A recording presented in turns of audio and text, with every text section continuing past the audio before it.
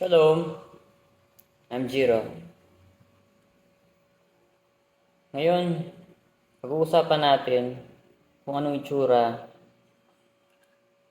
ng Mark of the Beast. In the forehead, it's called Lucifer rays. It's a box. It has 6 in the corners inside the box. And it has an image in the middle. Hindi ko na ma-memorize yung mismong itsura ng mark na yun eh. Yung image na yun. But meron yung image sa gitna. It's a tattoo-like, but it's invisible in the naked eye. It can only be visible through blue light. At yung Mark of the Beast in the right hand, it's a chip. All of your information will be put there. Your name, age, gender, blood type, medical history, where you live. It can also be used as key and ATM. All transactions will be done through the microchip. And after the New World Order has been established, everyone will be forced to take that mark in their right hand and in their forehead. Please, do not take that mark.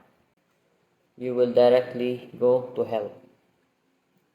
Hindi ka kaya patawarin ng Diyos kapag nagpatatak ka nun.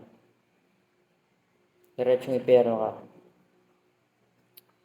So, kung sino man ang naiwan sa inyo, hindi na rapture, at pinapanood itong video na ito, download nyo at i-share sa iba para malaman ng iba, mababalaan nyo sila na huwag nilang tatanggapin, huwag silang magpapatatak ng Mark of the Beast.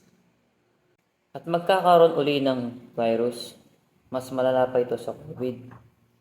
It can be transferred through the air, water you drink, food you eat, and mosquito bite.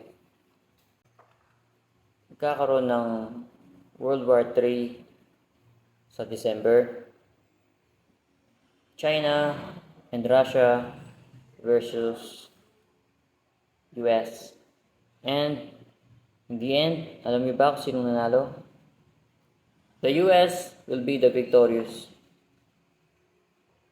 They have all the technology.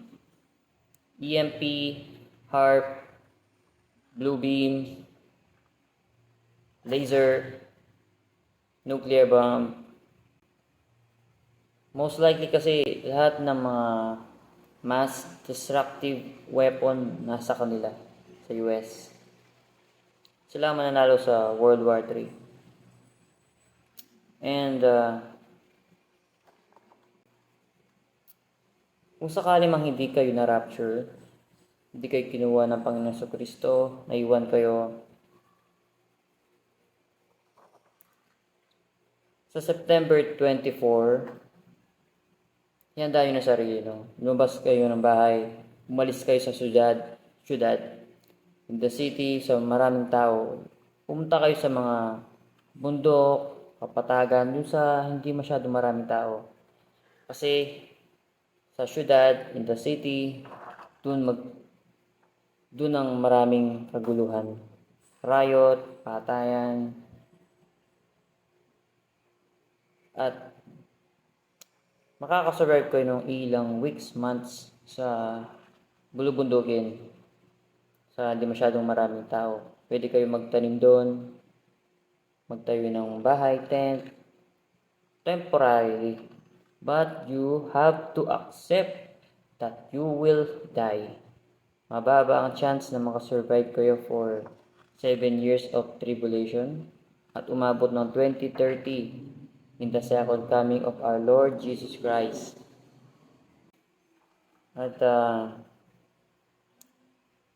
mag-download kayo, manood kayo ng mga survival tips. Sakali mang hindi kayo ma-rapture, hindi kayo maiwan kayo dito. May mga videos sa YouTube, internet, Facebook, TikTok, Instagram. Yan, mag-download kayo mga video agad-agad para may mga survival tips kayo. Para mga survive kayo ng ilang weeks, months, years, sana. So, sana, bago pa mangyari yon ang rapture, maniwala na kayo. At para hindi kayo maiwan sa mundong ito. Sa September 22, 12 a.m. Lumabas kayo ng bahay, magsuot kayo ng puting damit, at sumampalataya kayo na darating na siya sa araw na yun. At wag na kayong babalik uli sa loob ng inyong bahay o aalis kung nasa man kayo.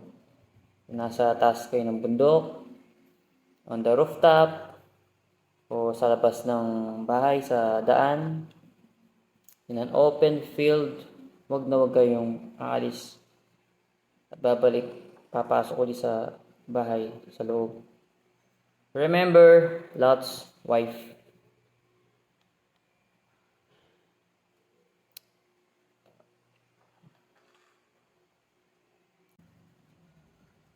At sa October,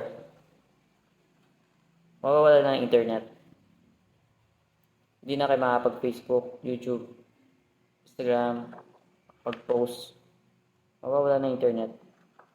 Tapos kuryente sa maraming lugar sa bansa at sa ibang bansa.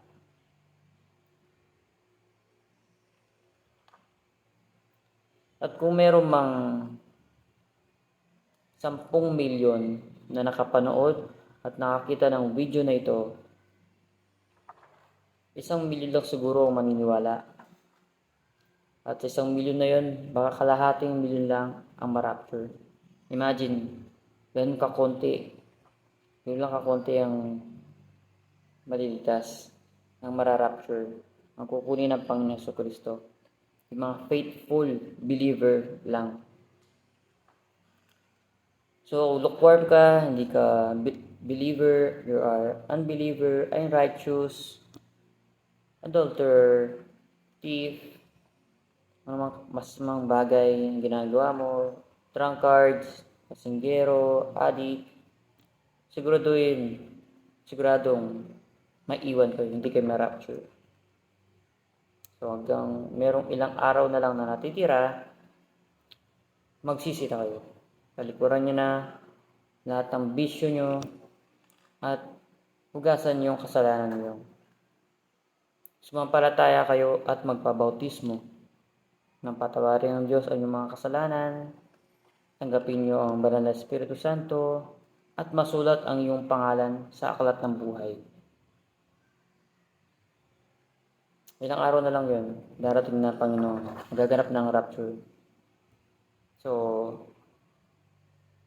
prepare, get ready to leave this world. And everything in this world. At kailangan nyo malaman na tao lang po ang mara-rapture. Walang anumang animals, pets, aso, pusa. Tao lang po ang ma-rapture. Tao lang po ang makakarating sa langit. Tao lang kasi ang tinubos ng Panginoong Jesucristo. At tao lang din ang sinasabing maliligtas, makapunta sa langit. So, you need to remember the second greatest commandment. Love your neighbor as yourself. Mahalin mo yung kapwa higit sa lahat ng bagay sa mundo ito.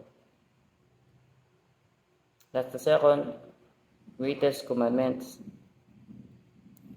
Huwag mong mahalin mga kotse, pera, kayamanan, alahas, bahay, lupa, at Ano mga bagay sa mundong ito.